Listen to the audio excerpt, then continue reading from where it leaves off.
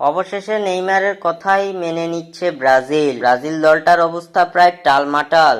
একের পর এক ব্যর্থতায় ব্রাজিল দলের আধিপত্য বিশ্ব ফুটবলে যেন ফিকে হয়ে পড়েছে। সবশেষ 2024 কোপা আমেরিকাতে মুখ থুবড়ে পড়েছে ব্রাজিল দল। দরিবালের অধীনে খেলা ভিনিসিয়াস রদ্রিগোরা মাঠের খেলায় ছিলেন একেবারে ব্যর্থ। সম্প্রতি ব্রাজিলের এমন দশায় এবার চাপে পড়েছে ব্রাজিলের সর্বোচ্চ নিয়ন্ত্রণ সংস্থা সিবিএফ। কোপা আমেরিকার ব্যর্থতার পর সেলেসাও সামনে 2026 বিশ্বকাপের মিশন। 2026 বিশ্বকাপে কোয়ালিফাই করার জন্য দল গুছাতে শুরু করেছে ব্রাজিল দল। তাই তো নজর দেয়া হচ্ছে দলের সকল খুঁটিনাটি বিষয়ের উপর। এবার দলের এমন ব্যর্থতার কারণ খতিয়ে দেখতে চলেছে সিবিএফ। ক্লাব পর্যায়ে একের পর এক শিরোপা জেতা খেলোয়াড়রা কেন বারবার ব্যর্থ হচ্ছে জাতীয় দলে, কেন নিজেদের মাঠের খেলায় মেলে ধরতে পারছে না রদ্রিগো ভিনিসিয়াসরা। নেইমারের কথা ধরে এবার এ সমস্ত বিষয় খতিয়ে দেখতে ব্রাজিল কোচ দরিবাল জুনিয়রকে তলব করেছে ব্রাজিল ফুটবলের সর্বোচ্চ নিয়ন্ত্রণ সংস্থা। জানা গেছে খুব শীঘ্রই ব্রাজিল কোচ দরিবাল জুনিয়রের সঙ্গে বৈঠকে বসবে সিবিএফ। সেই বৈঠকে পরিকল্পনা করা হবে ব্রাজিল দলের ভবিষ্যৎ নিয়ে, যার কারণে এবার গুঞ্জন উঠেছে সিবিএফ এর সঙ্গে সেই বৈঠকে সঠিক পরিকল্পনা ও ব্রাজিল দল নিয়ে সমন্বয় না ঘটাতে পারলে বিদায় ঘণ্টা বাজতে পারে কোচ দরিবাল জুনিয়রের।